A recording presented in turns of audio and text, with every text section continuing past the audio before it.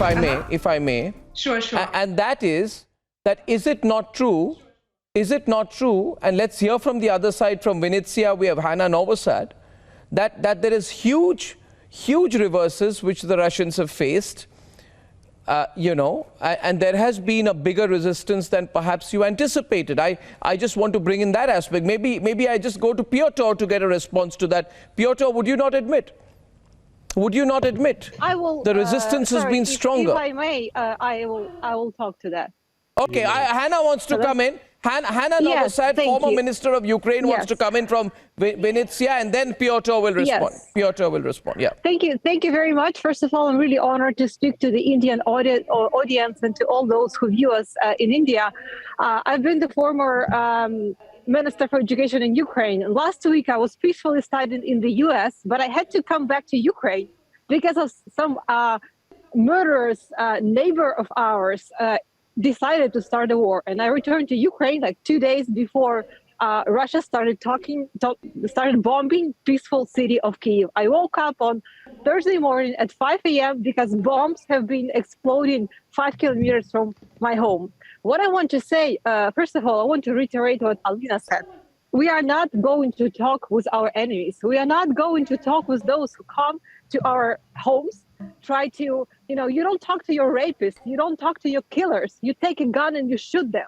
And that's what I want to say to our Indian partners and friends.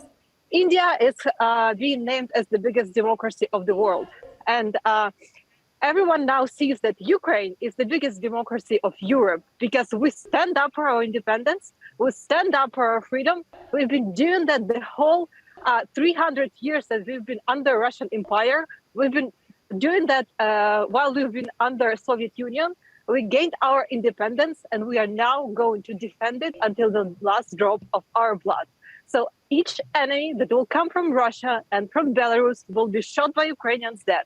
We are now not the army of only 500,000 army men. We are now the army of 40 million citizens who are now getting prepared to fight you, to fight every man who crosses illegally our land, who bombs our kindergartens, who bombs our hospitals, who kills our civilians. And in your intro, you said that this is America who has to talk with Russia. I think these 4 days of this fight of the whole country of Ukraine against Russian invaders, against Russian occupators, showed that we are an independent country that can stand up for itself. We are a country that, does not have to depend on US or any other allies. However, we are thankful for all the support that we get from all the civilized world. The civilized world where Russians are holding their actives, where they have their shareholds, where they have their villas, where they want to live. They don't want to live in Russia. They want to live in civilized world. But for that, they will have to pay. So having said that, I really want our Indian friends to understand that Ukraine now fights its war for its independence. And once again, if someone comes to your house, wants to rape you and kill you, what do? You don't hold negotiations with these people.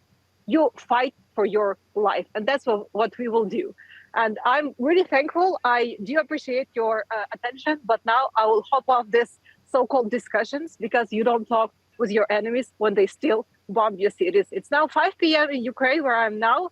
And nights are the most horrible time because Russia and Belarus you should still hear the other side. No, I will not hear because tonight they will. You could still hear the other side. With missiles. No, you know what would you do? Every man and woman in this country because Molotov cocktails because Miss Hannah, can I ask you then one question? Can I just ask you one question because we are confused. We have been hearing that there are going to be talks and that there has been an agreement and it's been confirmed from Zelensky's office that there are going to be talks. Yes, exactly. If you allow me to answer, there have been information from our office of the president that our president agreed to talk on the border with Belarus, not in Homel, on the border with Belarus, on the neutral territory. So those negotiations potentially might take place within some hours. We don't know. But they will not take place in Belarus, as you said in your intro, not in Homel, because Homel is the city that actually bombs us upon the order of Russian murderer who sits in Kremlin. So I would say thank you once again on that, and I will hope of this discussion.